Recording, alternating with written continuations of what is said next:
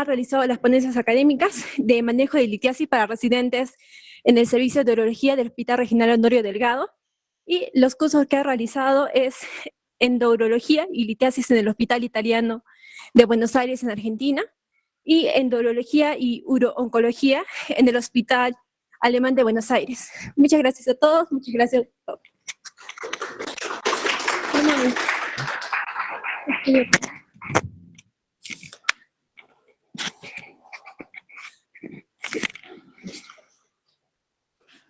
Gracias por tu convoca.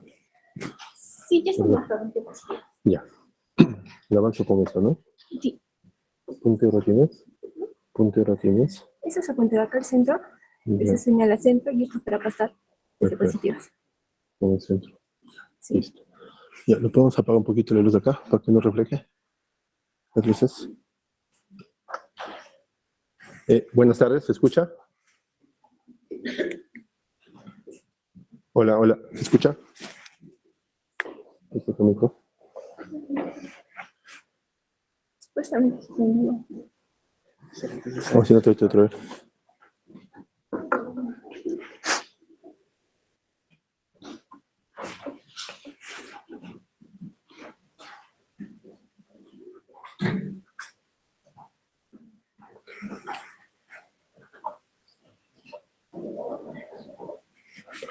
Bueno, ¿llegan a escuchar? Se llega a escuchar, ¿verdad? Bueno, hasta que tengamos un poquito la conexión del micrófono. Primeramente quiero agradecer al grupo del Círculo de Calidad de Cirugía Experimental de la UNSA. Ustedes, estimados alumnos, hay algunos que ya están cursando también el internado, y si nos escuchan en la parte virtual, que está al otro lado del sistema, tenemos incluso colegas o doctores que comparten este curso teórico que se acerca del manejo de urgencias y emergencias quirúrgicas. El tema que vamos a realizar ahora, vamos a hablar de un tema urológico que viene a ser el cólico renal, también conocido como cólico nefrítico o urolitiasis. El cólico, la palabra cólico ya significa por ende dolor, ¿no? Entonces vamos a ver, para conocer este tipo de cólico, tenemos que conocer antes la parte teórica, tenemos que conocer a qué nos vamos a enfrentar, qué es lo que vamos a hacer el manejo o cómo lo vamos a solucionar. Habrán visto tal vez esta imagen, tenemos acá el viejo hombre en el dolor en el umbral de la eternidad, ¿no? De Vincent van Gogh. Y el dolor es algo, es una prescripción, es algo que nosotros percibimos, cada uno tiene un umbral diferente, algunos tienen un umbral muy alto, muy bajo, entonces cada uno es algo independiente que tiene sobre el dolor.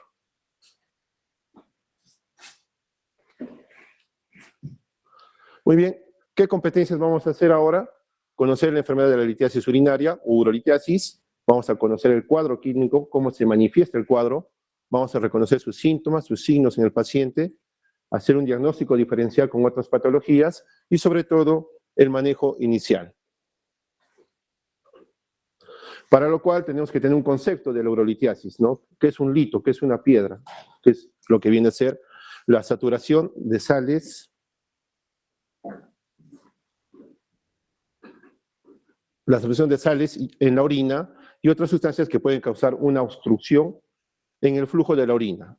Eso llámese como el cólico renal, ¿no? Se puede acompañar de sangrado que se conoce como hematuria. Gracias. Y estas se acompañan a su vez con infecciones urinarias. Para saber el cuadro tenemos que saber también la epidemiología. Vamos a ver que en los países desarrollados se sitúa en el 5%, en el caso de Perú va entre un 10 a 15%. Los pacientes tienen un debut sintomático entre los 20 y 40 años. Ojo, esta es una edad importante. Tiene un alto índice de recurrencia. Quiere decir, si alguien ha presentado un cólico renal, tiene la probabilidad del 50% que lo vuelva a presentar. Es más frecuente en el varón que mujer, un rango de 2.6 a 1, y en caso, si hablamos de cálculos de struvita, que lo vamos a ver más adelante, es más frecuente en mujeres. Viendo esta imagen vamos a ver dos estilos de vidas distintos, ¿no? Por ejemplo, vemos acá el sedentarismo con obesidad, ya muy frecuente en estos niños que están en la actualidad, que consumen dieta hipergrasa, hiperproteica, hiperlipídica en este caso, y baja toma de ingesta de líquidos, siendo condicionantes importantes para la formación de cálculos. O en esta imagen llegamos a ver la parte ocupacional, muy importante, porque hemos encontrado, por ejemplo, a pacientes que vienen del lado de La Joya, que están bajo el sol durante más de 8 horas expuestos, con baja hidratación, entonces tienen una calidad un poco también para condicionar a la formación de cálculos. Muy bien, entonces hay que conocer un poco lo que son los factores no modificables y los que sí podemos modificar. La edad, hemos dicho que un rango va entre 20 y 40, es una edad adulta joven. El sexo mayormente se da masculino. Hay una carga hereditaria, si el papá o la mamá presenta, probablemente también tenga el hijo. Y una genética predisposición, ¿no? Vamos a ver la causa genética que tiene que ver con disminuciones de factores que protegen la mucosa urotelial. Dentro de los factores que sí podemos modificar, sobre todo la dieta, la ingesta de líquidos, normalmente uno debe consumir 2 litros diarios, ¿verdad? No sé si todos consumen 2 litros al día. Si es así, hay que igualarlos. Muy bien, tenemos también el factor climatológico y estacional, o sea, la geografía, ¿no? Mayormente se ve en la costa y estación como en el verano, donde se incrementa o aumenta la frecuencia de los cólicos nefríticos. Y el caso ocupacional, como hemos visto, personas que están expuestas bajo el sol, llámese, por ejemplo, agricultores, policías de tránsitos, constructores, etc. Esto es importante conocer. Vamos a ver un poco sobre la composición de los cálculos. ¿Cómo sé que esta piedra tiene tanto por ciento de calcio, de fósforo, magnesio? Se hacen estudios. Estos estudios tienen que ver con la microscopía estereoscópica, electrónica de barrido. Hacemos también espectrometría infrarrojo, difracciones de rayos X o algunos métodos químicos. Les voy a poner un caso, por ejemplo, en el Honorio Delgado tenemos residentes que están haciendo un estudio sobre la composición de cálculos en Arequipa, más práctico. Ellos trabajan con mecánica de suelos de la Facultad de Geología. Y es un dato importante porque hay que conocer que la mayoría de cálculos están hechos de calcio, ¿verdad? Dentro de estos, el oxalato corresponde a un 74%, los fosfatos en 43%. En nuestro medio, el ácido úrico en un 11.8% y tenemos el destrubita, que viene a ser la composición de fosfato, amonio, magnesio, también conocido como el cálculo orariforme. Bueno, menos de 1% tenemos la cistina. Ahora, para que se forme un cálculo, tiene que ser multifactorial, ¿no? Los factores que hemos visto, por lo menos, tienen que corresponder a 5 factores de los que hemos mencionado anteriormente. ¿Qué pasa? Hay una sobresaturación. Esa saturación va a hacer que se cristalicen algunos solutos. Hay una carga genética. En los pacientes que son predisponentes se van formando las placas de Randall. Esas placas son las que se van cristalizándose. Después también hay relación con el pH. Si vemos pacientes que tienen o se disponen de litiasis de ácido úrico, el pH es más ácido. Los destrubitas se relacionan con un pH alcalino. Hay otra formación, vamos a ver la conjugación. El ácido úrico precipita el oxalato de calcio. ¿Qué quiere decir? Lo va a jalar como un imán y eso va a hacer también que se vaya haciendo una nucleación. Después vamos a ver disminución de los inhibidores que evitan la precipitación de solutos. Estos pacientes genéticamente tienen disminuido el péptido inhibidor, el citrato y los urmucoides.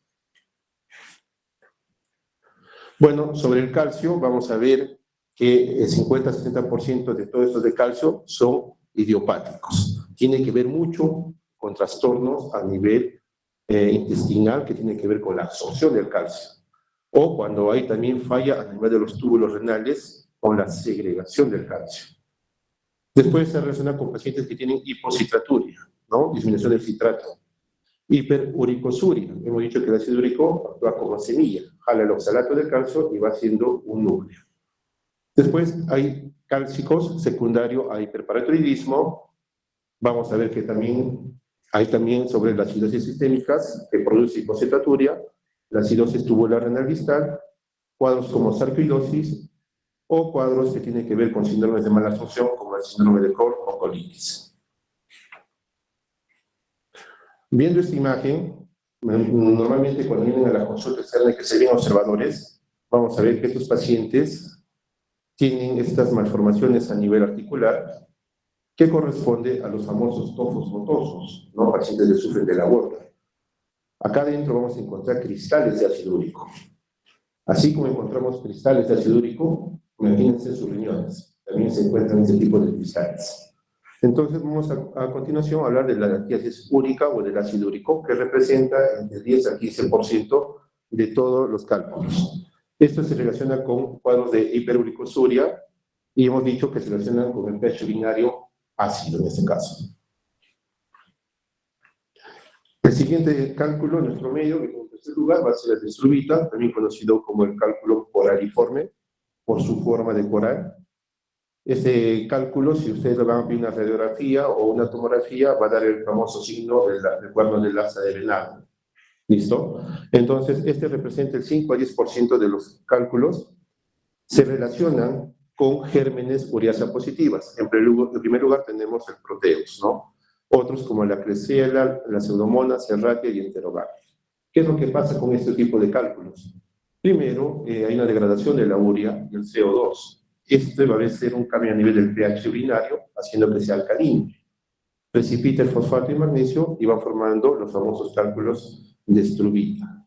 Además, hay una nucleación heterogénea. ¿Qué quiere decir? Hay una sobreinfección. Se forma la capa del biofilm de las bacterias y estas empiezan a calcificarse. Sobre esta capa se hace una nueva sobreinfección. Y así sucesivamente hasta que se vaya copando todo lo que viene a ser los cálices menores, mayores y la pelvis renal. Es por eso que tiene esta forma de coral, ¿no? Característico de los cálculos coraliformes. El otro cuadro, hemos dicho, y menos del 1%, son los cuadros de cistina. En este caso, se produce por cistinuria, un trastorno autosómico recesivo, que se caracteriza por la alteración de aminoácidos como la cistina, ornitina, lisina, arginina. ¿Qué es lo que hay que conocer de estos cálculos? Lo patognomónico es que son cristales hexagonales a la microscopía. En resumen, vamos a ver en mayor frecuencia los de calcio, los de ácido úrico en nuestro medio están en segundo lugar, los de Struvita y por último los de cistina. Muy bien, entonces vamos a empezar con las manifestaciones clínicas. El principal cuadro que manifiesta a los pacientes viene a ser el cólico renal, el dolor. El dolor generalmente puede ser a nivel lumbar, que es donde se ubica nuestra pelvis renal, o puede ser un dolor referido, que quiere decir que hay una referencia hacia la parte inguinal, incluso algunos se quejan de dolor a nivel testicular, en caso de las mujeres, a nivel vulvar. ¿Listo? Otra manera de cómo detectar los cálculos son a través de las cítulos recurrentes o persistentes. Muchos pacientes están con antibióticos más de meses y meses y no están sanando, es porque tal vez tienen cálculos y no se está corrigiendo el cuadro de fondo. Hallazgos asintomáticos. ¿A qué se refiere? Muchos pacientes van, por ejemplo, para hacer una prueba de salud ocupacional y un hallazgo que se encuentra un cálculo en ecografía. O dolores inespecíficos, ya hemos dicho que es referido, algunos debutan con dolor a nivel testicular y cuando se le pide las ecografías vemos que es un cálculo. Muy bien, entonces en primer lugar el dolor, ¿no? Segundo, también estos pacientes vienen con cuadros de hematuria. La hematuria puede ser por la sobredistensión que está por encima del cálculo, con el urotelio que está distendido, o puede ser por el desplazamiento del cálculo que recorre por la vía urinaria. Bueno, es importante descartar otras causas de abdomen agudo, ¿no? Obviamente, si hablamos de dolor en la fosa ilíaca derecha, lo primero que se nos ocurre es una apendicitis. O hay que descartar cuadros ginecológicos, y en este caso, una vez que descartemos, recién podemos diagnosticar también nuestro cuadro de litiasis. Al examen físico, los puntos renolaterales, importante, la parte superior nos indica a nivel de la pelvis renal, el punto renolateral medio nos indica a nivel del uréter con el cruce de las ilíacas, y el punto inferior, que es lo que diagnosticamos mediante el tacto rectal. No se olviden la maniobra de Giordano, que viene a ser la puniopercusión lumbar, y la de Bouillon, cuando hacemos la palpación bimanual, haciendo presión continua con la mano. Bueno, es importante pedir en estos pacientes el examen de orina. Vamos a ver que puede presentar microhematuria o una macrohematuria, si se lo podemos ver a los ojos, ¿verdad? Hay que identificar los factores como calcio, ácido úrico, los oxalatos, la acidez, el pH, importante en el examen de orina. Si bien es cierto, hay también litiasis en niños, los cálculos en niños tienen que ver mayormente con alteración metabólica, especialmente la desnutrición. Y algunos tienen que ver con malformaciones, ¿no? Por ejemplo, una estenosis de la unión piloureteral que favorece la éstesis urinaria y con todos los mecanismos que hemos dicho anteriormente es que se forman este tipo de cálculos. Este cuadro es importante, a manera de resumen van a ver, por ejemplo, que pueden ser cálculos únicos en la pelvis, puede haber cálculos que estén en el infundíbulo o en los cálices, o que puede abarcar toda la parte colectora, como son los cálculos coraliformes, ¿no? Por esa forma que tiene, le conocemos con el signo del cuerno o el asta de venado. También tenemos litiasis vesical, importante hacer descarte porque muchos cálculos de vejiga se relacionan con ciertos tipos de cáncer de vejiga, por ejemplo, los que son los espinosos. Muy bien, entonces, para hacer el diagnóstico, vamos a basarnos también de lo que vienen a ser pruebas, ¿no? Si nosotros pedimos una radiología simple, el 60-80% va a ser detectable. ¿Por qué? Porque son de calcio. ¿Listo? El signo del asta de ciervo, característico del coraliforme.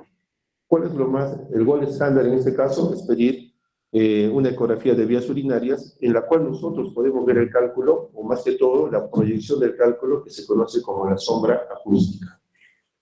Y en caso que el cálculo no se vea, puede ser que esté en el uréter, pero sí podemos ver su complicación, que se conoce como la pelviectasia para los radiólogos o la hidronefrosis.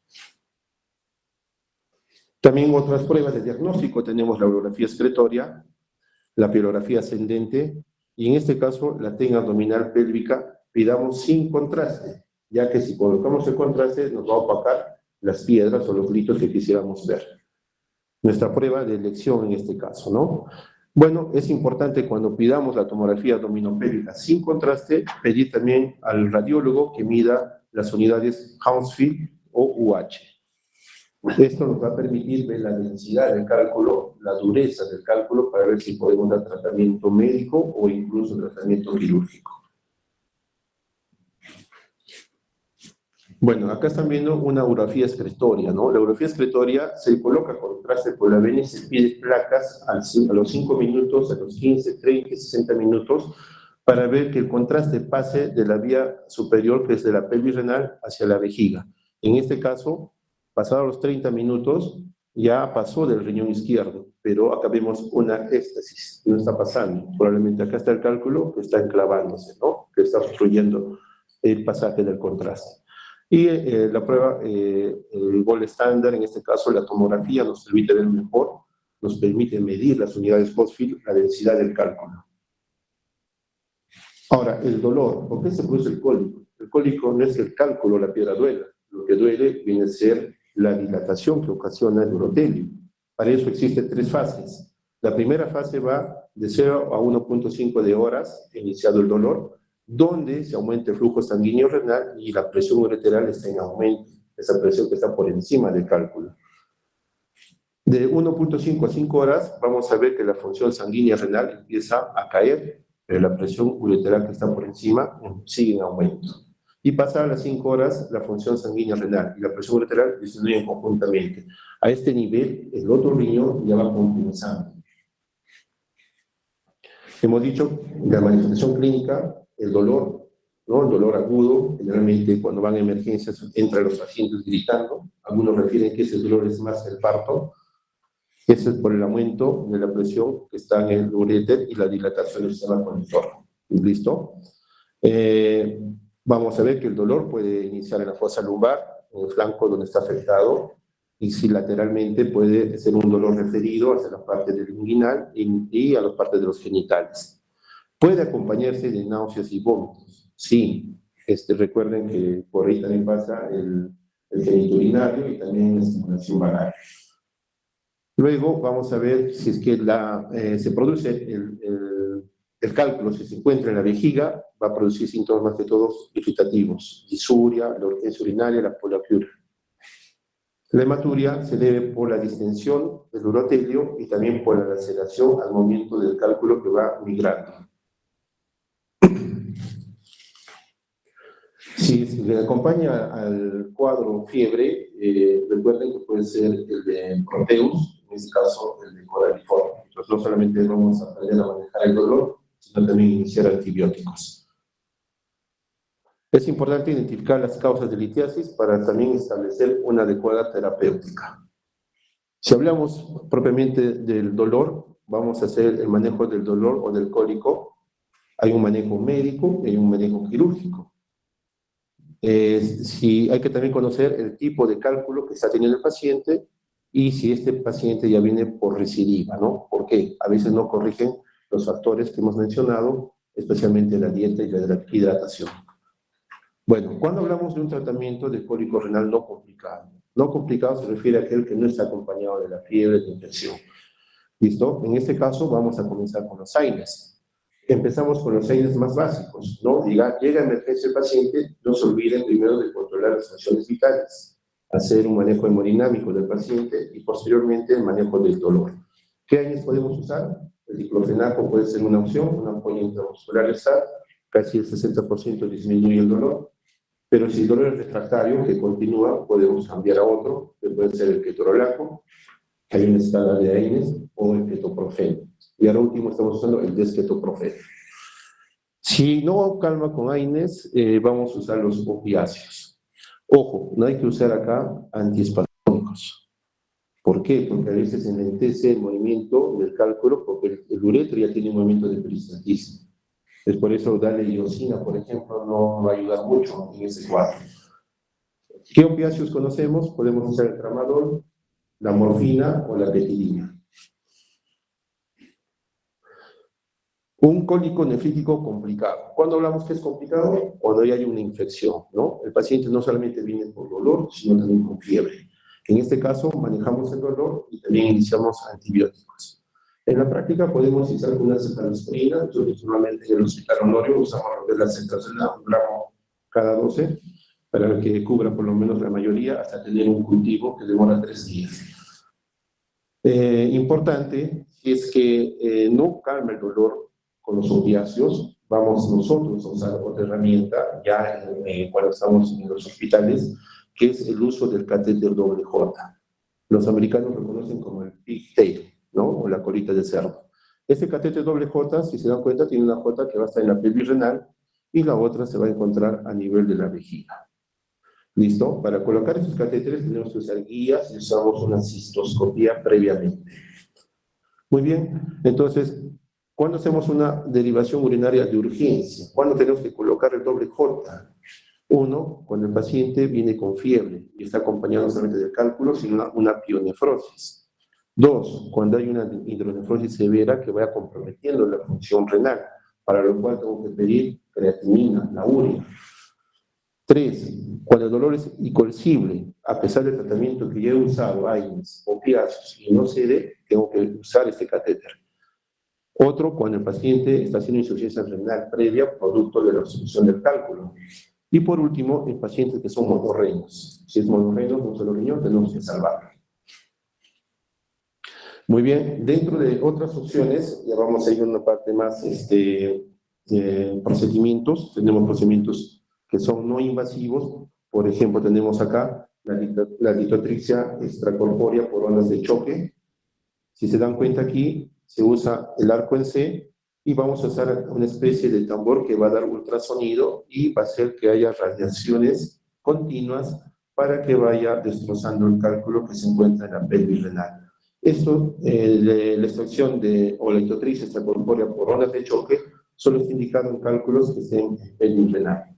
Tienen sus condiciones, ¿no? Y también que sean menores de 2 centímetros. Importante conocer el tamaño. ¿Hay complicaciones? Sí. Si estas sesiones que se dan de litotripsia extracorpórea normalmente tienen 15 minutos, no más. ¿Por qué? Puede ocurrir hematuria, puede haber un hematoma perirenal, puede haber un cólico nefrítico porque se va formando una calle litiásica, los fragmentos empiezan a migrar, ¿no? Y también el hematoma que hemos mencionado. Por eso, las condiciones importantes deben ser aquellos que están en la pelvis renal, máximo hasta la unión de la pielo ureteral. Es a este nivel, ¿no? El uréter con la pelvis. Tamaños inferiores de 2 centímetros corresponde a ser el LEO, que son las siglas de la litotripsia extracorpórea. Si ya son más de 2 centímetros, cambiamos nuestra perspectiva, podemos hacer algún otro tipo de cirugía que vamos a mencionarlas. No está indicado en caso haya embarazo, ojo, cuando haya alguna malformación o una obstrucción de las vías urinarias, Tercero, cuando hay una infección activa o pionefrosis, no se realiza el LEOS, primero tratar el antibiótico, tratar la infección y posteriormente hacemos el procedimiento. Y pacientes que tienen trastornos de la coagulación. Muy bien.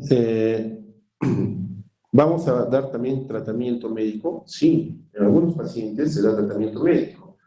¿Quiénes? Aquellos que tengan cálculos que estén entre los 5 milímetros, ¿no? Si vemos que son cálculos que son 5 milímetros, recuerden ustedes que el uréter mide de 4 a 6 milímetros. Puedo dar bloqueantes alfa-adrenérgico, generalmente la tansulosina es la que usamos. ¿Por qué? Porque hay receptores a nivel del uréter medio distal de los adrenérgicos, pero lo que va a hacer es dilatar por lo menos 1 milímetro más. Nos da chance de que podamos eliminar un cálculo de 6 hasta máximo 7 milímetros. El tratamiento se le puede dar por 2 semanas, ¿no? A eso también podemos agregar el citrato de potasio. Recuerden que muchos de estos pacientes están bajo el citrato. Se le agrega el citrato de potasio cada 12 horas, también por 15 días.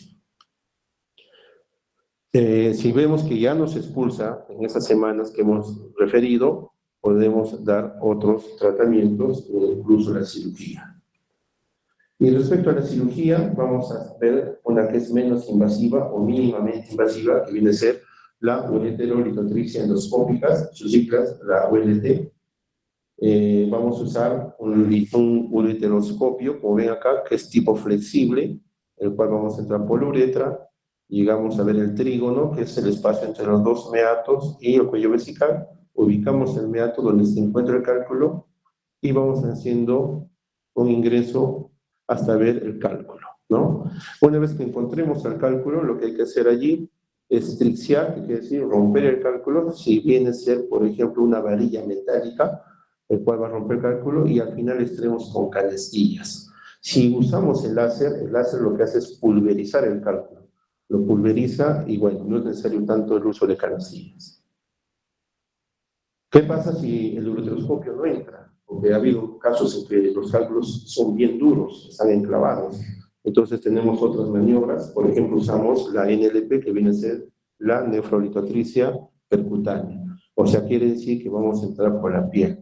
Recuerden que por acá está la fosa lumbar, que es un espacio que se encuentra por debajo de la 12ª costilla, por encima de la cresta ilíaca posterior.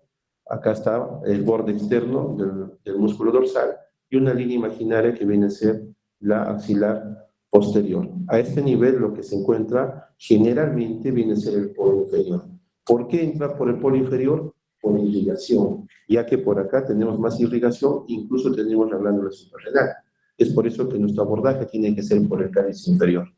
Una vez que hemos introducido el nefroscopio, en este caso, lo que hacemos también es romper esos cálculos y extraerlos con canastillas. Bueno, si es que no tenemos los anteriores, podemos hacer vía laparoscópica, dependiendo si el cálculo está en el uréter o en el riñón. Y por último también la cirugía abierta, ¿no? Bueno, hay consideraciones que hay que tener en cuenta. Si, por ejemplo, tiene cálculos complejos y hemos empleado los demás procedimientos, entonces lo que hay que hacer es una cirugía abierta. ¿Listo? Es importante también conocer la anatomía del paciente, ¿no? Muchos pacientes pueden tener malformaciones, doble sistema pielocalicial, a veces hay riñones en herradura. Entonces es importante saber diagnosticar primeramente. Algunas enfermedades concomitantes al riñón que ya no sea funcionante. Por ejemplo, si tengo un cálculo coraliforme, veo que el riñón no funciona, no voy a dedicarme a sacar el cálculo. Si sé que el riñón no funciona, prefiero sacar cálculo del riñón, ¿no? Para lo cual yo uso una gammagrafía renal para ver que este riñón ya no esté funcionando. Muy bien, entonces la decisión va a depender mucho del caso, ¿no? Cada caso es particular, cada caso es independiente. Hay que ver también los equipos disponibles. No todos estos equipos, por ejemplo, en el MINSA no lo tenemos, ¿no? El León solamente tenemos en salud, por ejemplo. Hay que ver también la accesibilidad del paciente al tratamiento, ¿no? Algunas preferencias del paciente, en caso de estos pacientes puedan económicamente, en la parte privada, si lo van a poder hacer. Muy bien, en este gráfico vamos a ver la cirugía abierta. Estas cirugías antes de los años 70, 80 era muy común. En los años 70 lo que se hacía era hacer una lumbotomía. ubicar el riñón, abrir la fascia de Gerota, ¿no? Si se dan cuenta, antes se clampaba el hilio, ¿no? Teníamos un tiempo de vida de clampaje. ¿Qué quiere decir? Este riñón, pasada la media hora, si no actuamos rápido, también este riñón es incendio. Por eso se clampaba la arteria y la vena renal. Entonces, en esos 20 minutos tenías que correr prácticamente media hora sacando todos los cálculos, ¿no? Pero ya con las técnicas actuales está casi en desuso.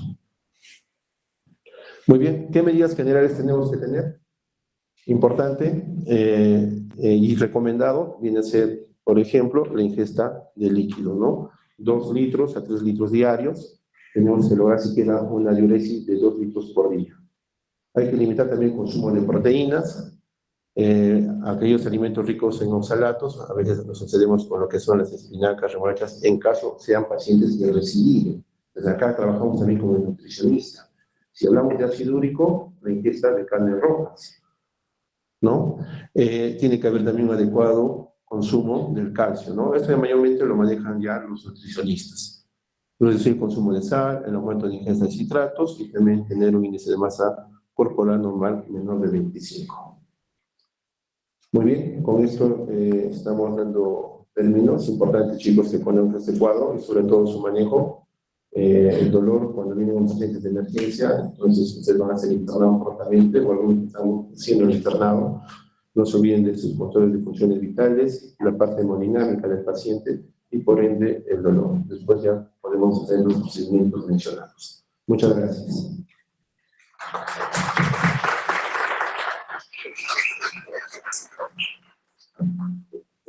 Si tenemos preguntas por parte del público, compañeros, colegas. Comenzamos con mi pregunta entonces, no viendo la parte virtual. Doctor, tenemos colegas ya de la parte cero. Una pregunta que me inquieta a mí, ya que a todos creo que nos inquieta. ¿Qué pasa si tenemos un paciente con un dolor cólico ya, la parte renal? Tenemos diclofenaco, le damos, no funciona. ¿Cuándo sería la decisión para poder decir lo referimos a la parte del equipo, a cada uno de Hualcácer, dependiendo, ¿no?, la red que tengamos ahí? Muy buena pregunta, ¿no? Porque a veces cuando hacemos el CERUS, lo único que tenemos es hasta metamizol, ni siquiera diclofenaco. Lo que hay que hacer es prácticamente referir, no hay que complicarnos, ¿no? Si vemos que el paciente no sigue con dolor y continúa, tampoco nos vamos a hacer los héroes, ¿no? Lo que hay que hacer es referencia, en este caso, lo más pronto posible. Ojo que es importante también ver, a veces no tenemos un laboratorio, la única manera que nos va a hacer la clínica, ¿no? Dolor, las náuseas, mareo, hematuria, sobre todo hay que observar el caso. Yo les recomiendo poner el analgésico que tengan a la mano y referir al paciente. No se complica. Muchas gracias, doctor. Tenemos una pregunta del ámbito virtual, de nuestros compañeros que están conectados. Me indican, ¿podría aclararnos, por favor, los criterios cuando un cólico renal se considera emergencia o urgencia quirúrgica según el tipo de cálculo, si es oxalato o de ácido úrico o de estruvita? ¿Cuál tiene más riesgo de complicación? Muy bien, agradezco la pregunta. Si bien es cierto, hay que tener en cuenta, sobre todo, aquellos cálculos que son los más infecciosos, ¿no? En este caso, los coraliformes. Si el paciente viene con dolor y ven que está con fiebre, lo más probable que sea este tipo de cálculo que pueda hacer. Entonces, en emergencias, lo más básico que podemos pedir es el hemograma, el examen de orina, nos oriente el examen de sedimento, nos puede dar, por ejemplo, un pH alcalino o cristales que se van formando de magnesio, entonces ya tenemos una dirección de que puede ser el cálculo coraliforme. En este caso sí damos más prioridad al del cálculo coraliforme por el tipo infeccioso. Muchos de estos casos, por ejemplo, llegan a tener hasta urosepsis. Muchas gracias, doctor. ¿Algún compañero que también tenga alguna otra duda? ¿Alguien en la reunión en presencial? Doctor, disculpe.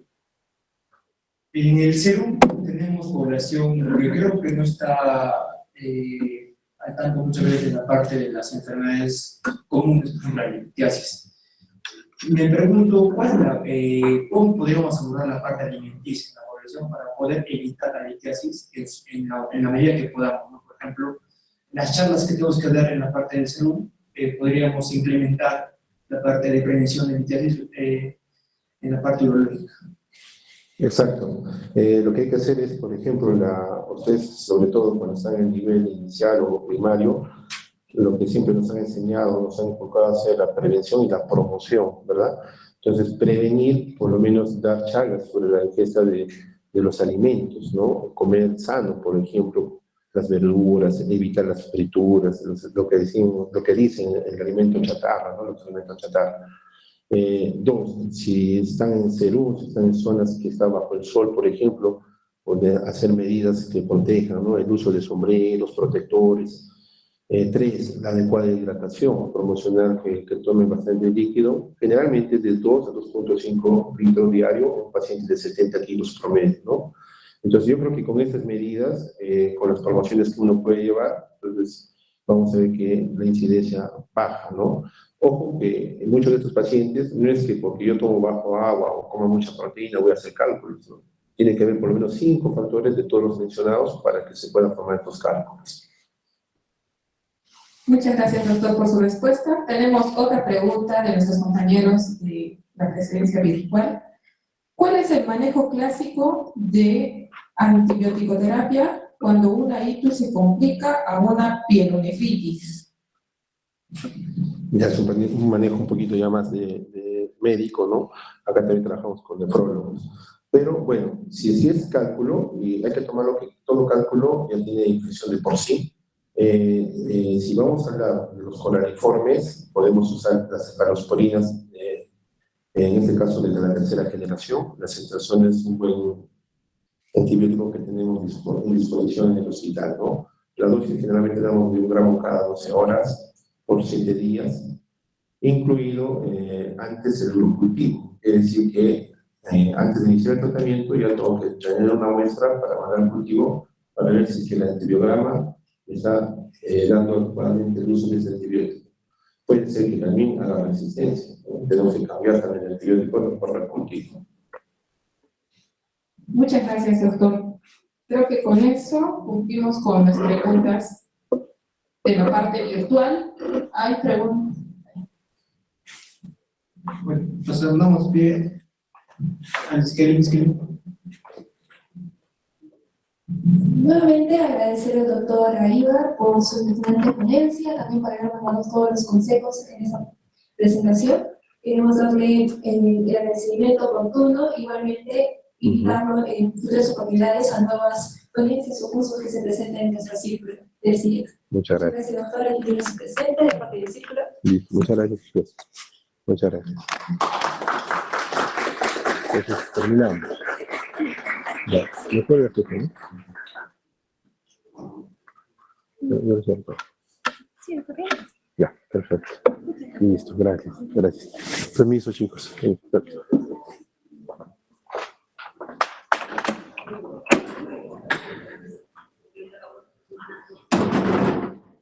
Listo, chicos, nos vemos. Hasta luego. Gracias. Siempre. Estoy llevando lo que hasta allá. Sí, ya, pues gracias. Esperando al doctor Choquepal.